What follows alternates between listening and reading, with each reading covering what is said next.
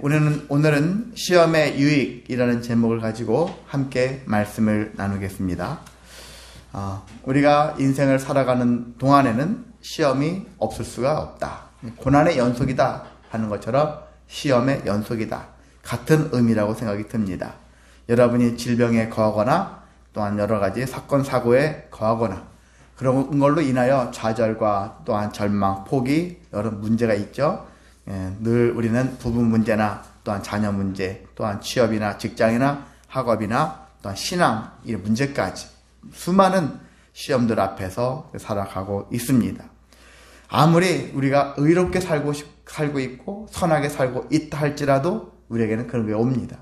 왜 그러냐면은 모든 인생들은 무엇이 있냐? 교만이 있고요. 욕심이 있기 때문이다. 사람에게 교만과 욕심이 원인이거든요. 이 모든 고난과 시험의 원인은 교만에 있다. 욕심에 있다. 라는 거거든요. 그래서 하나님을 떠나서 살면은 교만과 욕심 속에 살아가게 되어지고 이러한 모습들은 결국 이러한 수많은 고난과 시험, 환난 이런 것들이 우리를 찾아오게 한다는 것입니다. 그래서 우리는 그것들을 자꾸 떨쳐버려야 되는 거예요. 세상 사람들도 그렇게 떨쳐버려야 되거니와 신앙도 마찬가지다라는 것이죠. 예외는 없어요. 하나님을 잘 믿고 의지하면 나에게는 아무 일이 생기지 않는다. 그건 아닙니다. 제가 여러분한테 말씀드렸지만 우리는 하나님을 믿으면 더 많은 시험이 있다. 세상 사람들보다 더 많이 있다는 얘기죠. 더 많이 우리가 욕심과 교만을 버리는 이 과정 속에서 우리 더 많은 시험을 당하거든요. 외적 시험과 내적 시험, 이런 수많은 시험들이 있습니다. 그런 시험들을 우리는 아까 찬송처럼 잘 이기는 자, 전 믿음으로 잘 이겨내는 자, 그렇게 되어야지만이 진정한 은혜를 우리가 얻을 수가 있는 것입니다. 그래서 세상의 판단 사람들을 볼 때 그 고난, 그 시험을 잘 이기는 자가 어떻게 잘 이기고 있는가, 그 사람을 보면서 저 사람의 능력을 판단하지 않습니까? 성도들도 마찬가지예요. 우리가 세상과 교회 안에 있는 사람들과는 전혀 다르다? 그렇지 않아요. 생활하는 모습들은 같아요. 같은 건데 같은 일이 발생해요. 비슷하게 발생합니다. 제가 종교들도 마찬가지죠. 불교나 기독교에도 불교에서도 간절히 기도하면 응답되는 경우가 있어요. 기도 안 되고.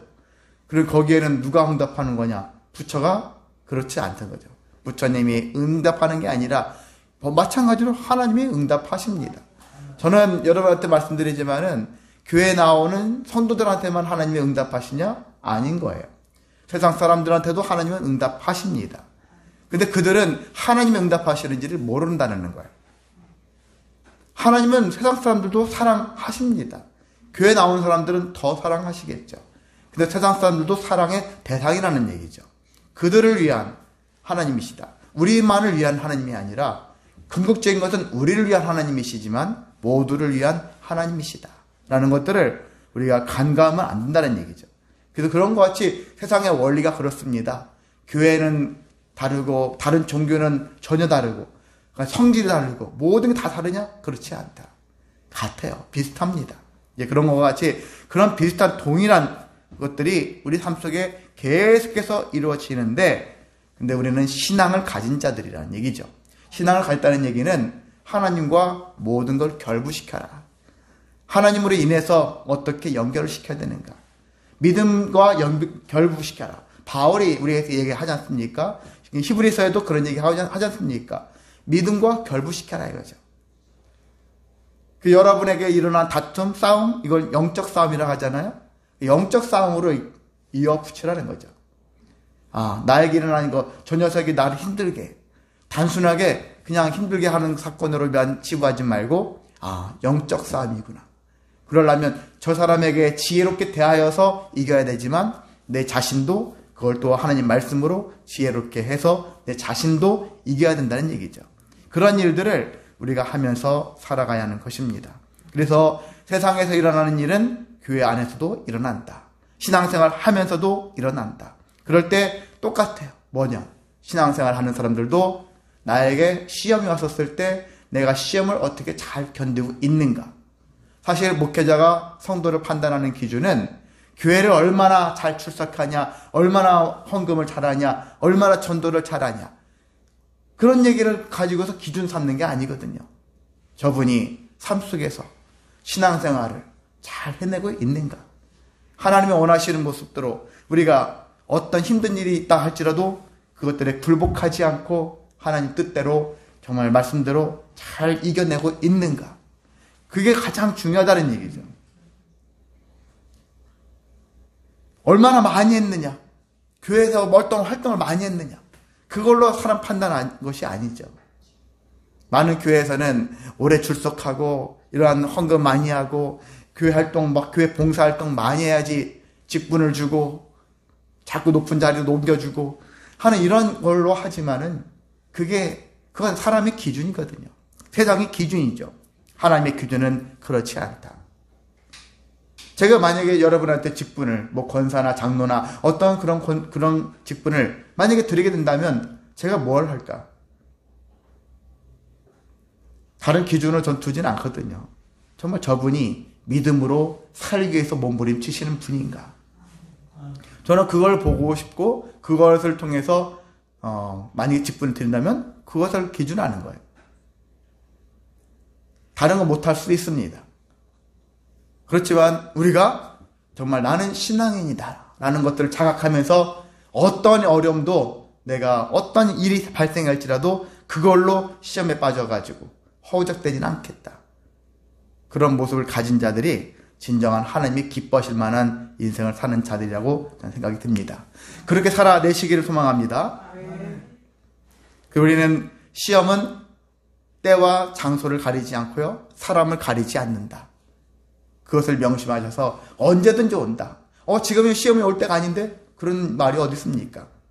오늘은 행복한 것 같은데 내일 당장 시험이 올 수도 있거든요. 또 장소도 가리지 않아요. 교회 여기 공간에는 평안만 있어. 그렇진 않다겠죠?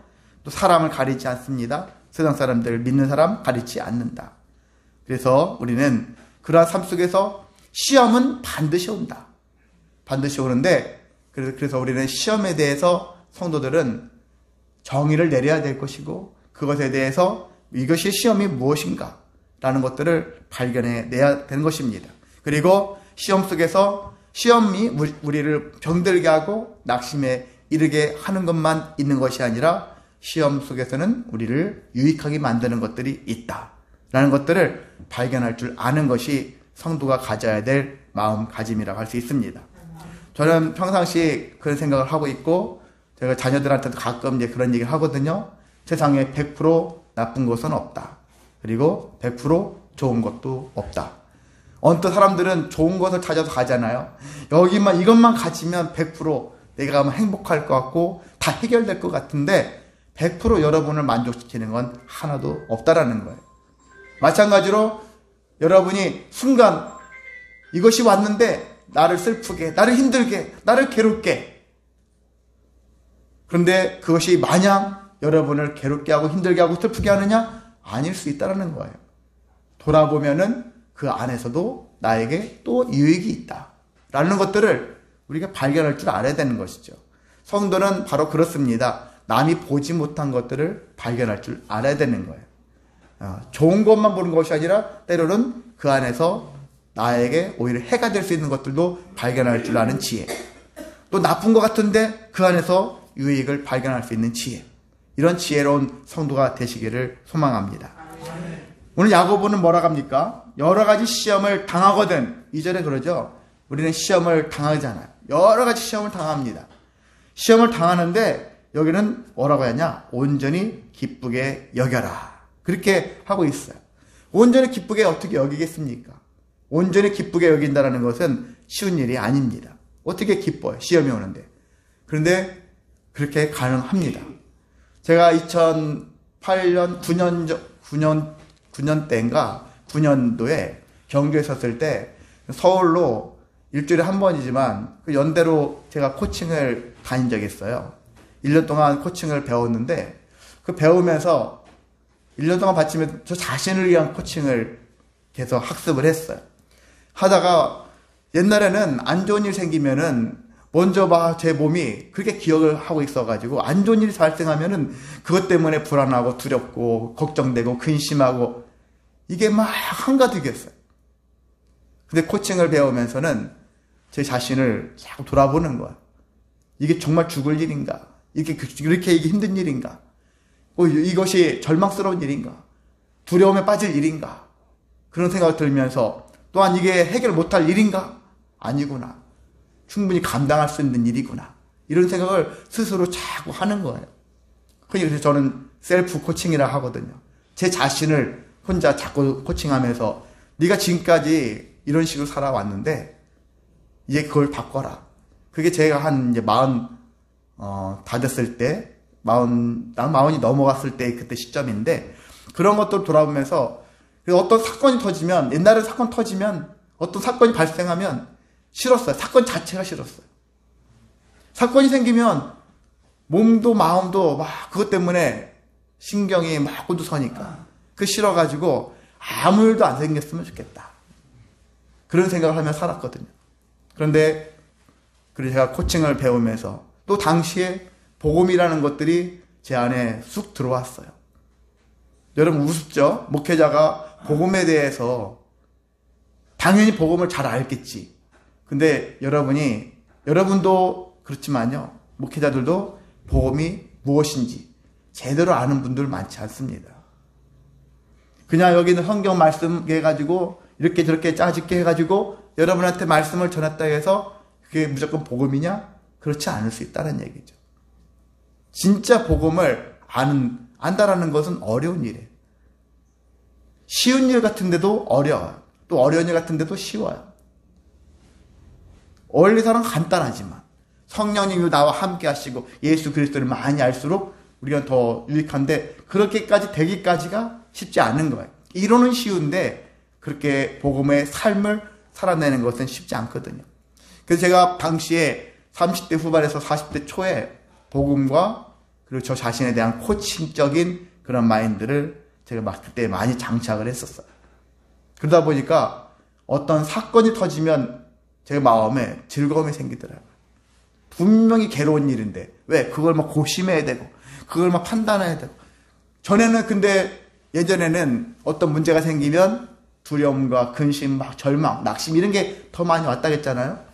근데 코칭적인 마인드가 생겨지면서부터는 어떤 문제가 생기면 해결할 내 지혜를 발휘할 기회가 됐다.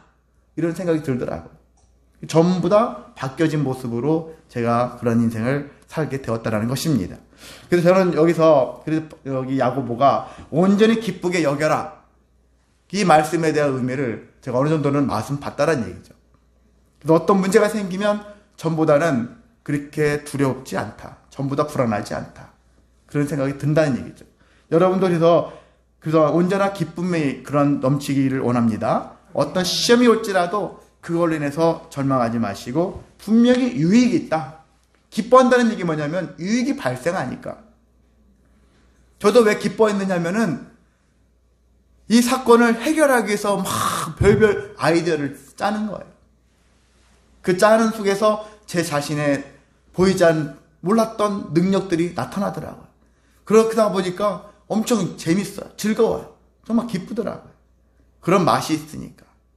그런 것들을 생각하셔서 여러분이 삶 속에서 어떤 문제가 발생하면 물론 막 이것들이 해결되지 않으면 괴롭죠.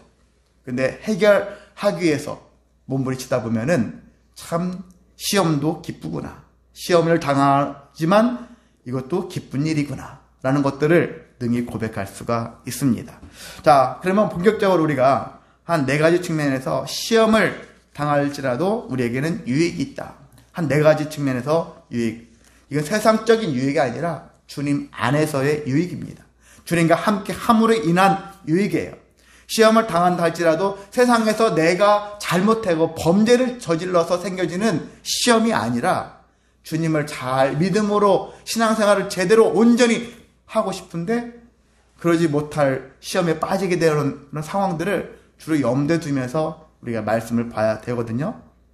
그래서 이 시험을 통해서 우리는 어떤 유익을 발견할 수 있을까? 어떤 유익이 우리한테 있을까? 4가지를 보는데 첫 번째가요. 시험은 신앙을 성숙하게 만든다. 신앙을 성숙하게 만들어요.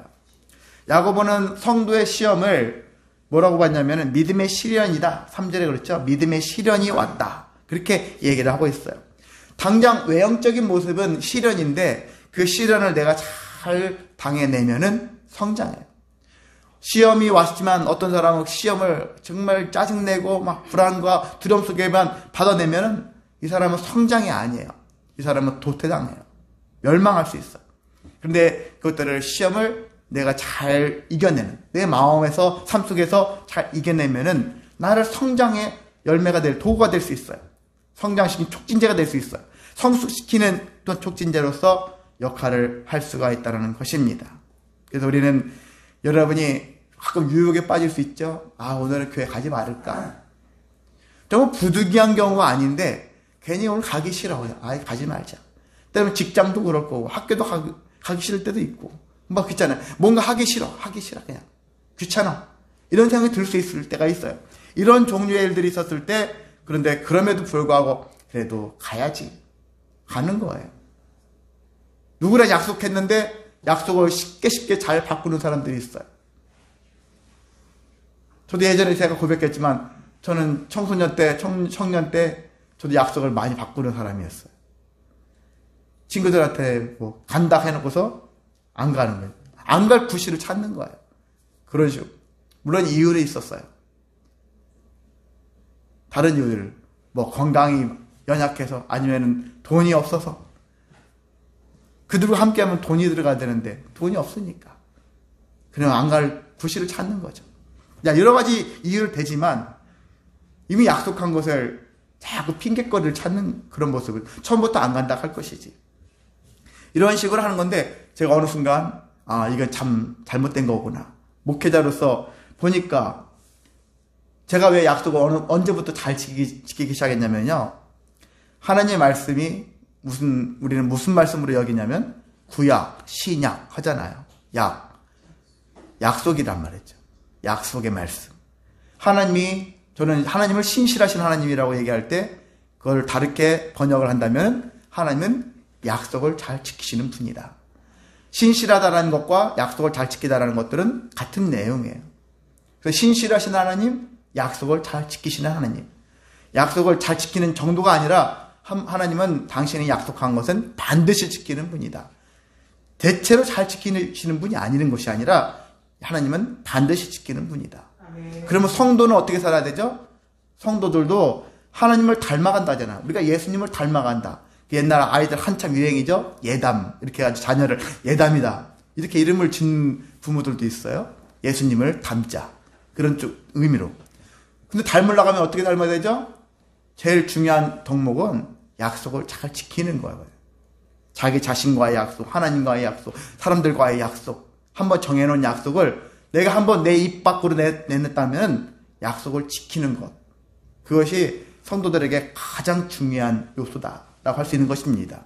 그래서 우리는 저 성도를 봤을 때 약속을 잘 안 지켜. 아직 하나님의 약속을 받지 못한 자라고 생각이 듭니다. 아니면 약속의 그 은혜를 아직 누리지 못했기 때문에. 그래서 성도라면은 약속을 잘 받아야 할 줄 알아야죠.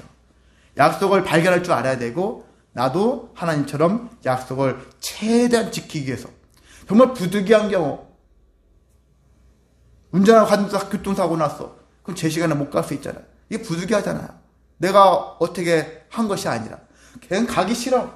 안 간 것이 아니라 그런 개념이 아니니까. 부득이한 경우 아니라면은 우리는 약속을 잘 지킬 줄 알아야 된다. 어떤 시련이 온다 할지라도 내가 이 시련 속에서 절망이 오고 포기 오고 괜히 마음이 그러니까 하기 싫어. 이런 감정적인 마음이 생기겠지만 여러분이 하나님의 말씀 안에서는 우리가 감정을 내려놓고 그럼에도 불구하고 약속을 지키기 위해서 몸부림치는 삶이 진정한 성숙의 삶의 길로 인도한다라는 것들을 기억하시기 원합니다. 그래서 저는 사람들을 볼 때 저 사람이 성숙한가?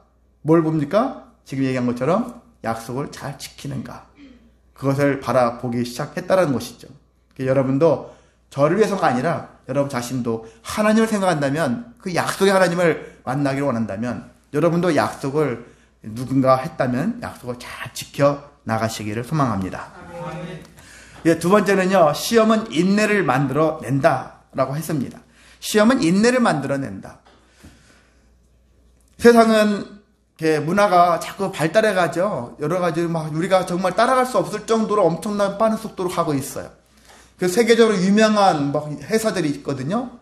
또 이렇게 IT 계열의, AI 계열의 이런 회사들이 있는데, 이 회사들이 정말 연구를 너무 많이 해놔가지고 일반 사람들, 세상 보통 사람들이 따라갈 수 없는 수준까지, 때로는 일반 과학자들도, 웬만한 과학자들도 따라갈 수 없을 수준까지 지금 너무나도 앞서가고 있어. 제가 되게 작년인가 금년 초인가 모르겠는데 어떤 살짝 들은 얘기인데, 그래서 그 세계를 선도하고 있는 회사들이, 야, 우리 잠깐 이 연구를 한 것을 실생활에 적용하는 것을 좀 멈추자. 그런 결정을 내렸다라는 거예요. 너무 빨리 하다 보니까 이거 잘못하면 우리 회사도 망하겠는걸? 그런 생각이 드는 거예요. 너무 발달시켜버리니까 문제가 자기 회사들까지도 자충수처럼 되는 거예요. 속도 조절하자. 그런 생각을 하게 되었다는 얘기죠. 그만큼 지금 너무나도 과학이 발달해가지고 우리가 차마 따라갈 수 없을 정도로 그렇게 발달했거든요. 그러는 가운데 사람들에게 나타나는 현상은 인내가 적어져요. 그 도구를 사용하는 사람들일수록 더 힘들어져요. 그 청소년들, 아이들 인내할 줄 모르는 거예요. 정말 너무나도 인내를 몰라요. 그래서 성인들은 잘했느냐? 사실 어쩔 수 없이 인내하는 경우도 있어요. 너무 가진 게 없으니까. 옛날에는 먹을 게 없었고 정말 학원은커녕 학교 다니는 것조차도 힘들었잖아요. 저보다 더 어른 세대들 보면은 그렇게 살았지 않습니까? 그러다 보니까 그냥 인내가 어쩔 수 없이 그냥 부득이하게 인내를 할 수밖에 없는 인생. 그냥 끌려가듯이 살아가는 거예요. 그것도 하나의 인내 한 축이가 될 수 있거든요. 그렇게 인내하며 살아가는데 오늘날 사람들은 인내가 너무나도 힘든 시대가 되었다. 그래서 뭔가 오래 하면 설교도요. 예전에는 40분, 50분 그렇게 하는 것 일반적이에요. 어떤 분 1시간 넘게, 지금도 막 되게 큰 교회 같은 경우는 1시간 넘게도 설교하시는 분들도 계세요. 그런데 또 다른 교회들은 요즘에 15분, 20분 하는 게 그것도 유행처럼 그렇게 설교하는 그런 교회들도 있어요. 15분, 20분이 무슨 유행처럼. 왜? 성도들이 30분만 넘으면 귀가 다 닫히는 것이라는 거예요. 그만큼 누군가의 말을 길게 듣는 것을 힘들어한다는 것이죠. 오래 참는 것, 오래 많이 듣는 것, 이게 너무나 힘든 거예요. 이런 것과 같이 살아가고 있는 삶 속에서 단순히 우리는 그런 것만 생각하는 것이 아니라 참 우리 삶을 돌아봤을 때 과연 우리는 이런 삶 속에서 인내를 제대로 하고 있는가? 저도 30대까지는 인내가 그냥 말로는 인내가 중요하다. 말로는 이론은 알았죠. 근데 40대 넘어가면서부터 정말 40대 이후는 인내의 삶이구나 라는 것들을 제 나름대로 체득을 했거든요. 40대 이후의 인생은 40대 전까지는 기술의 삶이라면 40대 이후에는 인내의 삶이구나. 이 기술을 인내를 통해서 접목해서 살아내는 삶이구나 라는 것들을 제가 개인적으로는 느꼈습니다. 그래서 왜 어른들이 인내 하는가?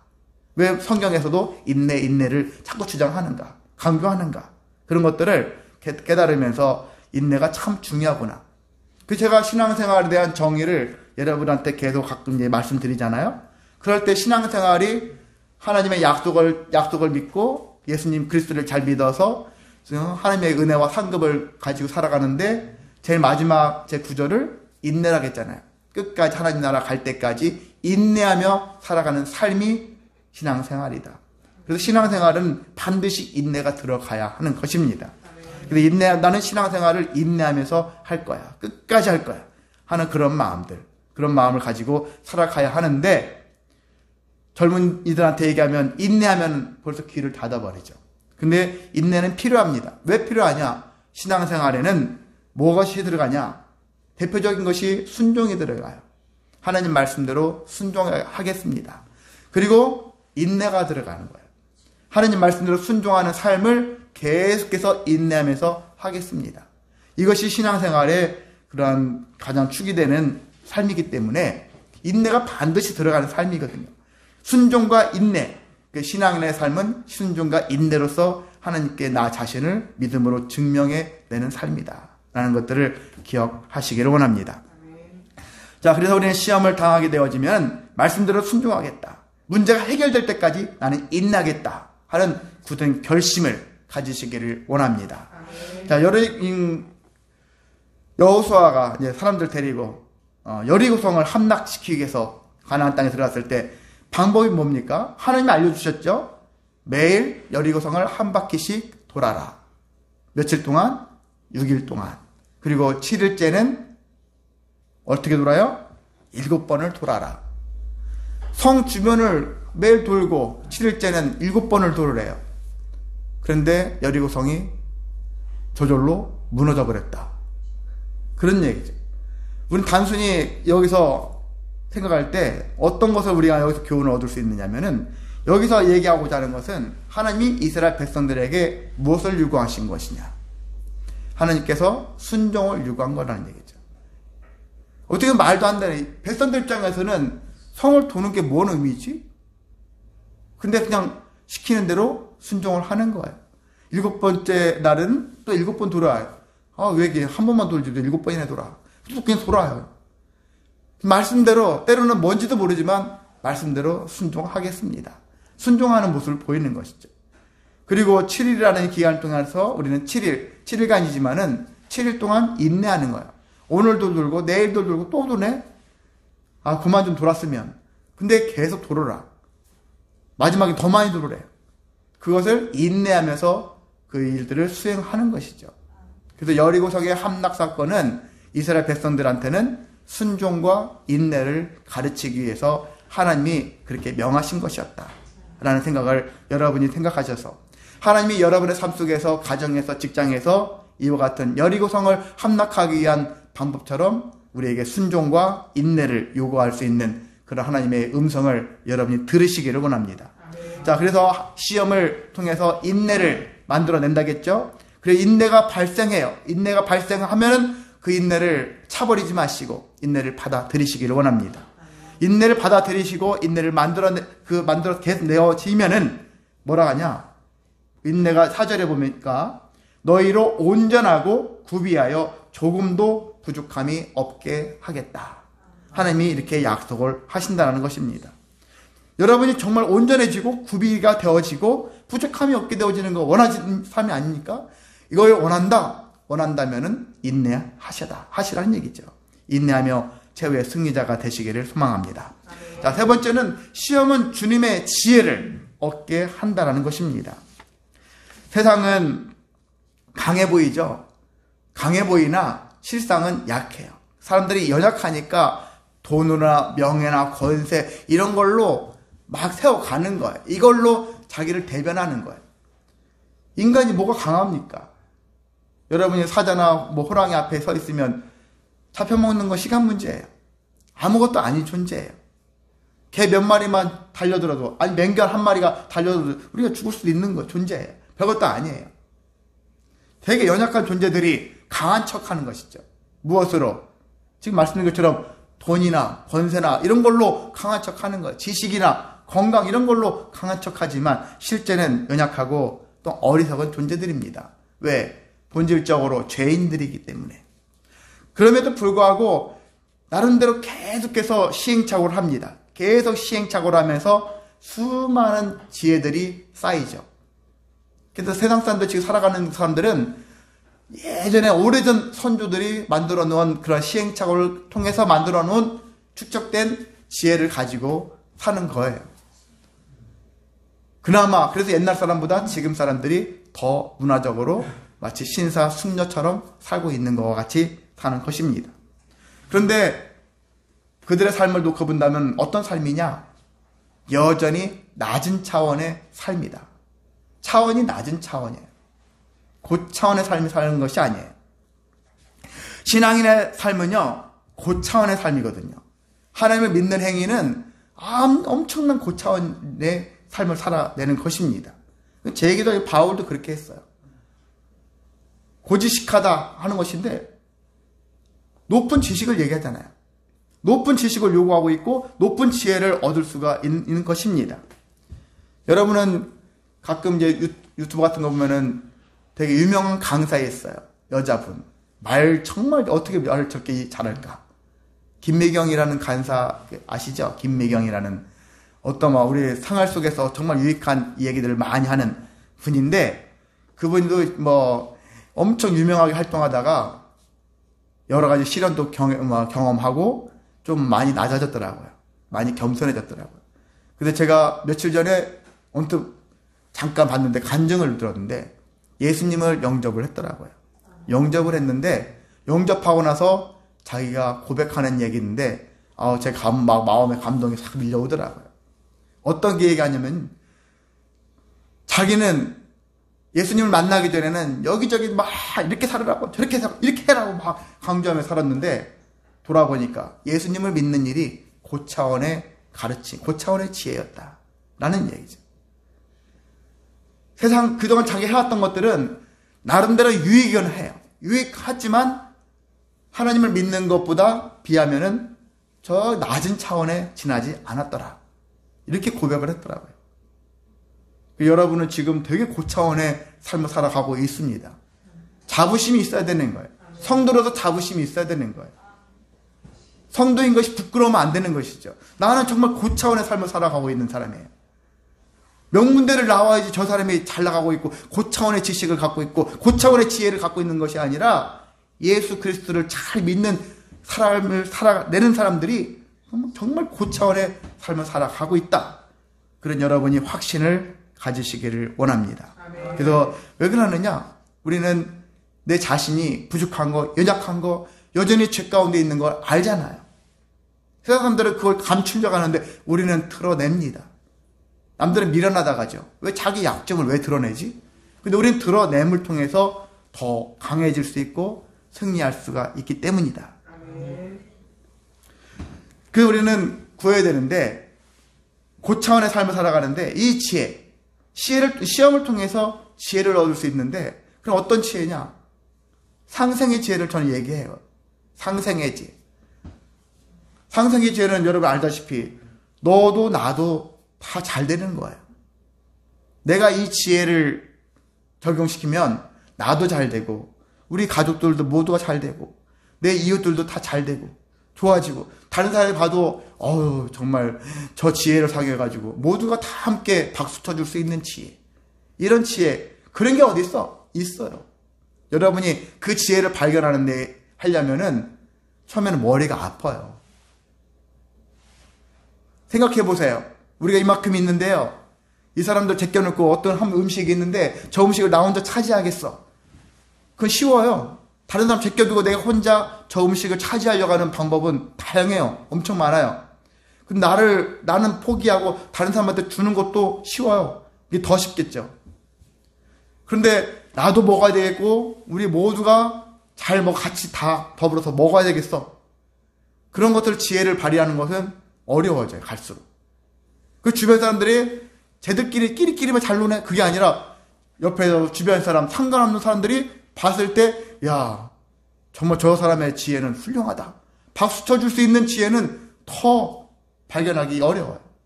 근데 있어요. 반드시 있어요. 사람들이 머리를 안 쓰려고 하니까 고난과 고난을 생각을 계속 해야지만이 이렇게 해보고 저렇게 해보고 이럴 때는 누가 유익하고 이럴 때는 누가 손해를 보고 이럴 때는 누가 해를 당하나 이런 것들을 계속 고민하고 맞춰가다 보면은 해법이 나오거든요. 그게 때로는 일주일 걸릴 수 있고요. 때로는 한 달 걸릴 수 있어요. 그래도 그것들을 발견하고 그것들을 적용하며 살아가는 삶이 중요하거든요. 근데 우리는 쉽게 생각하는 거 있죠. 내가 먹든지 네가 갖든지 이렇게만 하니까 더 이상 발전이 없는 거예요. 늘 지혜가 거기서 거기에요. 근데 성도들은 조금 더 고차원의 삶을 살아가는 사람들이 좀 고차원의 생각을 하면 어떻습니까? 근데 이러한 생활들을 있잖아요. 여러분이 1년만 2년만 집중적으로 하다 보면은요. 나중에 어떤 사건이 딱 터지면 그다음부터는 머리에서 자동으로 지혜가 막 떠올라요. 그걸 안 살아봐서 그래요. 그걸 안 해봐서. 근데 자꾸 하다 보면은 내가 모든 이들이 만족할 만한 것들을 머릿속에서 발견할 수 금방 찾아요. 처음만 못할 뿐이지. 그런 지혜를 여러분이 얻으시기를 원합니다. 지혜도 구해야 되는 거예요. 저절로 생기는 것이 아니라 타고난 지혜를 가진 자도 있지만 모든 사람들이 다 타고난 대로 사는 건 아니잖아요. 태어나서 부족하지만 연약함을 자꾸 보충하고 채워가면서 그래서 능력을 키워서 살아가는 사람도 있습니다. 저는 사실 강단 앞에 서서 이렇게 설교할 수 있는 그런 주제가 못 되는 사람이에요. 학창시절 사람들 앞에 나가가지고 막 이렇게 연설하고 그런 게 경험 없는 사람들이에요. 없는 사람입니다. 저는 제 자신 돌아보면은 참 너 진짜 많이 바뀌었다. 제 스스로한테 얘기하거든요. 학교 다닐 때는 대중 앞에 서지도 못했던 사람인데 강단 앞에서 이렇게 할 줄 어떻게 알았어요? 저는 이제 제 자아내가 강단 앞에 서서 말할 사람은 제 아내라고 생각하거든요. 그게 더 탁월하게 그런 사람인데 근데 제가 하고 있잖아요. 하나님께서는 능력에 맞게끔 살기도 하시지만 능력이 없어도 능력을 채우면서 그 일들을 감당케 하시는 하나님이다. 그러니까 나는 없어요. 탁월한 능력도 없고 지혜도 없고 뭣도 없고 없는 거 찾지 마시고 없으면 어떻게 합니까? 구하시라는 얘기죠. 구해라. 솔로몬은 당대 최고의 지혜자라고 했는데 왜 지혜자가 됐을까? 타고난 지혜자 있을까요? 타고난 것도 없잖아 있겠지만은 솔로몬은 우리가 알다시피 열왕기상 3장에 보면은 솔로몬이 하나님께 꿈속에서 막 하나님과 지혜를 구하는 그런 꿈 얘기가 나오지 않습니까? 구한 거예요. 하나님께 구해서 한 솔로몬이 1000번제를 드리고 난 다음에 하나님 꿈에 나타나서 내가 너에게 무엇을 줄꼬 했었을 때 솔로몬이 구한 것은 듣는 마음이다. 듣는 마음, 경청하는 거예요. 백성들의 송사를 들어야 돼. 저 사람들의 얘기를 양쪽의 말을 다 듣고서 제대로 온전히 판단해가지고 해를 당하지 않게 하기 위해서. 여러분 경찰이나 검사들이나 판사들이 해야 할 가장 기본적인 일이 뭘까요? 범죄자를 잡아내가지고 그러한 판단을 하는 거잖아요. 죗값을 묻는 거지 않습니까? 근데 그들 중에 그들이 할 때 조심해야 될 일이 있죠. 범인을 놓치더라도 엄한 사람은 잡지 말아라. 범인을 놓칠지라도 생사람 잡지는 말라는 거예요. 생사람을 안 했는데 조작해가지고 이 사람을 범죄자로 만들어가지고 형무소에 여기 얼마나 수십 년을 사는 사람들 있잖아요. 가끔 여러분이 보지 않습니까? 자기들 성과를 올리기 위해서 위에서 막 쪼으니까 막 결과물을 내기 위해서 조작을 해서 범죄자를 만들어내는 그런 일들을 하잖아요. 되게 명문대 나왔을 거 아니겠습니까? 판검사 정도면 명문대 출신 아니겠습니까? 그렇게 나름대로 고차원을 지식을 배웠다는 사람들이 하는 지식이 그런 지혜가 되면 되겠냐고요. 그게 아니지 않습니까? 솔로몬은 자기가 왕으로서 자기 마음대로 할 수 있잖아요. 아직까지 내가 왕인데 내 마음대로인데 이렇게 할 수 있는 것인데 솔로몬은 듣는 마음을 구했잖아요. 듣는 마음. 듣는 마음을 구한 것이 지혜라는 것이죠. 그래서 지혜가 있으려면은 다 들을 줄 아는 것이죠. 듣고 싶은 것만 들으면 안 되는 것이죠. 나를 미워하는 소리도 들을 줄 알아야 되고 칭찬하고 다 모든 소리를 들을 줄 알고 제대로 된 분별력을 가지고서 사명을 감당해내는 것. 그게 지혜로운 인생이라고 할 수 있습니다. 자, 솔로몬은 구했기 때문에 1000번제라는 것을 통해서 하나님께 지혜를 구하였더니 하나님이 지혜를 주셨더라. 여러분도 지혜를 얻는 삶이 되시기를 원합니다. 자, 네 번째 마지막. 시험은요, 기도 응답을 체험하게 한다라는 것입니다. 여러분이 시험이 오면 어떻게 되죠?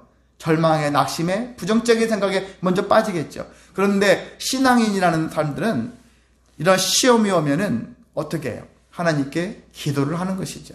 기도를 합니다. 하나님께 엎드리죠. 울며 통곡하며 할 수도 있겠죠. 근데 기도를 통해서 하나님께서 이 시험이 어떤 시험의 은혜가 있을 것이고 이 시험의 의미가 무엇이고 이런 것들을 발견하게 하신다는 얘기죠. 내가 울며 불며 막 슬퍼하고 두려움에 빠지고 했다는 그 시험이 뭐합니까? 내가 처음에 봤었을 때는 이 시험이 나에게 유익하지 않는 거예요. 이 시험은 나와 내가 원하지 않는 일이라는 얘기죠. 근데 때로는 기도를 계속 하다 보면은 하나님이 이 시험이 나에게 유익하기 때문에 주신 거구나 라는 것들을 깨달을 수 있는 지혜를 얻는다는 것입니다. 그래서 그것을 통해서 시험을 통해서 문제를 해결할 수 있는 길도 열어주시거니와 이 시험을 잘 받아내라 라는 응답을 받을 수도 있고 여러 가지 모습으로 하나님께서 응답을 하신다는 것입니다. 그러니까 우리는 시험이 왔었을 때 여러분이 하나님께 나아가시기를 원합니다. 기도하시기를 원합니다. 교회 안에 와서만이 아니라 삶이 기도라. 그래서 성도는 어느 곳에 있든지 늘 기도하는 거예요. 차를 타도 기도하고 운전을 하면서도 기도하고 걸으면서도 기도하고 늘 기도가 삶이 되라는 얘기죠. 특정한 시간에 와가지고 이것만 하는 것을 보고서 아유 저 사람은 믿음이 좋아 신앙생활 잘해 그게 아닌 거예요. 삶이 되는 거예요. 삶 속에서 말씀을 묵상하고 삶 속에서 기도하고 삶 속에서 찬양하고 삶 속에서 이것을 늘 삶이 여러분 교회잖아요. 여러분 성전이잖아요. 성전이자 교회인데 어떤 한 건물에 갇혀가지고 그 안에서만 하는 것이 진정한 신앙생활이 아니라는 것이죠. 여러분에게는 넓은 것을 주신 거예요. 하나님이 깊은 것을 주셨어요. 근데 왜 스스로를 자기를 가두느냐. 가둬둔 생활을 하지 마시고 넓게 나가시라는 얘기예요. 자유를 향해서 나아가시라는 얘기죠. 그렇게 하다 보면 여러분이 기도하면서 응답을 받을 수가 있는 거예요. 이런 마음을, 이런 삶을 살아내는 사람들이 기도 응답을 잘 받습니다. 그렇게 살아가시기를 원합니다. 그렇게 살면은 시험이 올 때 후히 주시고 꾸짖지 아니하시는 주님께 믿음을 구하면 주님께서 우리에게 기도 응답을 해 주신다. 약속을 했기 때문에. 이건 주님의 약속이에요. 제 약속이 아닙니다. 주님이 약속하셨으니까 반드시 응답해 주신다. 하나님의 약속은 반드시 응답된다. 라는 것들을 기억하셔서 그 약속을 아브라함처럼 꽉 잡으셔서 성취하시기를 소망합니다. 자, 말씀을 정리하면요. 이처럼 우리는 사람들은 세상 사람이든 교인이든 간에 우리는 시험은 끊임없이 이어질 수밖에 없다. 근데 신앙인들에게는 더 많이 시험이 올 수밖에 없다라는 것을 이해하시고 그런 삶 속에서 우리가 할 수 있는 일은 먼저 그래도 우리부터 교만과 욕심을 좀 버리기 시작하자.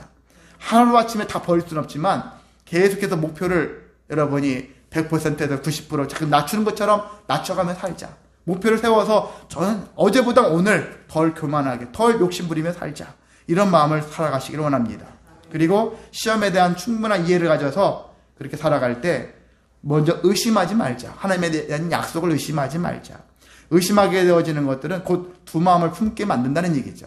하나님과 세상을 양다리 걸쳐가지고 자기 마음에 가고 싶은 대로 갈 때마다 이리 갔다 저리 갔다 하는 그런 마음들이 생길 수가 있으니까.